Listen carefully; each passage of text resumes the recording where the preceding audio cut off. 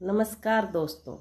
रामायण हमारे देश का वो महाकाव्य है जो हमें जीवन जीने का ढंग सिखाता है। लेकिन इसमें एक प्रसंग भी है जिस पर सदियों से बहस होती आई है, और वो है माता सीता की अग्नि परीक्षा।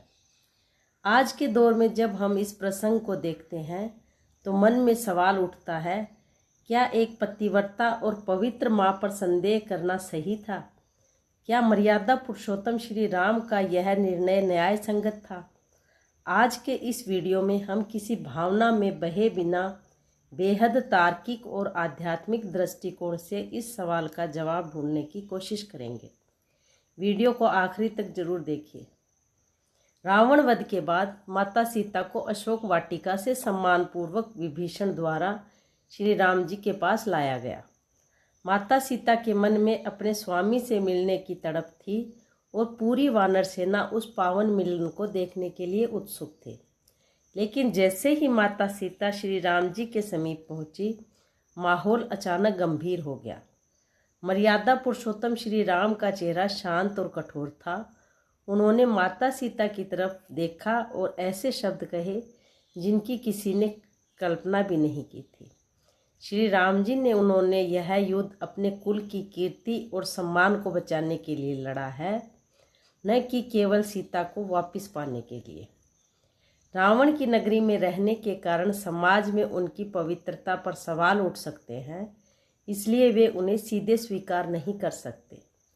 इन वचनों को सुनकर माता सीता बेहद आहत हुई, लेकिन उन्होंने अपना धैर्य और आत्मसम्मान नहीं खोया। उन्होंने भरे शब्दों में कहा, हे आर्यपुत्र, यदि आपको मुझ पर संदेह था तो आपने यह संदेश पहले क्यों नहीं भेजा? मैंने तो हर क्षण सिर्फ आपका ध्यान किया। अपने चरित्र पर लगे इस लांछन को धोने के लिए माता सीता ने लक्ष्मण जी की तरफ देखा और कहा कि लक्ष्मण, मेरे लिए चिता तैयार करो। अब अग्नि ही मेरी शुद्धि का प्रमाण देगी। लक्ष्मण जी क्रोध और दुख से कांप रहे थे, लेकिन श्री राम के मौन इशारे को देखकर उन्होंने भारी मन से अग्नि तैयार की। माता सीता ने प्रभु राम की परिक्रमा की, देवताओं का स्मरण किया और धधकती हुई आग की लपटों में प्रवेश कर गई। पूरी वानर सेना चीख उठी, लेकिन तभी एक चमत्कार हुआ। अग्निदेव स्वयं प्रकट हुए। उनके हाथों में माता सीता सुरक्षित थी। अग्निदेव ने गवाही दी कि माता सीता निष्पाप और परम पवित्र है। इसके बाद श्री राम ने मुस्कुराते हुए माता सीता को स्वीकार किया। यह तो थी कहानी। अब आते हैं उन दृष्टिकोणों पर जो सदियों से इस घटना पर बहस का कारण बने हुए हैं। सबसे पहले बात करते हैं आधुनिक दृष्टिकोण की। आज का समाज जब इस कहानी को सुनता है तो मन में गहरी ठेस लगती है। एक ऐसी स्त्री जिसने पति के साथ वन वन की खाक छानी, जिसका अपहरण हुआ, जिसने रावण के महल में रहकर भी अपनी मर्यादा नहीं खोई, उसे समाज के सामने खुद को बेगुनाह साबित करने के लिए आग में कूदना पड़ा। यह दृष्टिकोण कहता है कि यह कदम पुरुष प्रधान समाज की उस सोच को दिखाता है जहां हर बार परीक्षा सिर्फ स्त्री को ही देनी पड़ती है।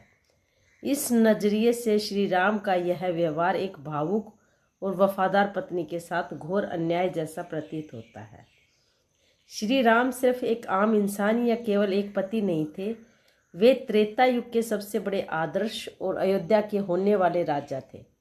एक राजा का पूरा जीवन उसकी प्रजा के प्रति समर्पित होता है। श्री राम जानते थे कि रावण एक दुराचारी था और उसकी लंका से लौटकर आई रानी को यदि राजा बिना किसी लोक प्रमाण के महल में रख लेगा तो कल को अयोध्या की प्रजा राजा के चरित्र पर सवाल उठाएगी। इतना ही नहीं, समाज के आम पुरुष भी अपनी पत्नियों पर शक करने लगेंगे और कहेंगे कि जब राजा ने मर्यादा का पालन नहीं किया तो हम क्यों करें। समाज व्यवस्था ना बिगड़े और माता सीता का चरित्र इतिहास में हमेशा हमेशा के लिए निष्कलंक और पूजनीय साबित हो जाए, इसलिए श्री राम ने अपनी व्यक्तिगत भावनाओं का गला घोंटकर यह कठोर फैसला लिया। यह एक पति की परीक्षा नहीं, एक राजा का कर्तव्य था। इस पूरी घटना के पीछे एक गहरा सबसे महत्वपूर्ण दृष्टिकोण है आध्यात्मिक दृष्टिकोण। जिसका वर्णन रामचरितमानस के अरण्य कांड में मिलता है। इसके अनुसार श्री राम सर्वज्ञानी थे। उन्हें पहले से पता था कि रावण सीता जी का अपहरण करने आ रहा है, इसलिए उन्होंने लीला रचने से पहले ही असली सीता जी को अग्निदेव की शरण में सुरक्षित सौंप दिया था और उनकी जगह एक छाया सीता खड़ी कर दी थी। रावण ने जिस सीता का अपहरण किया वह असल में छाया रूप ही था।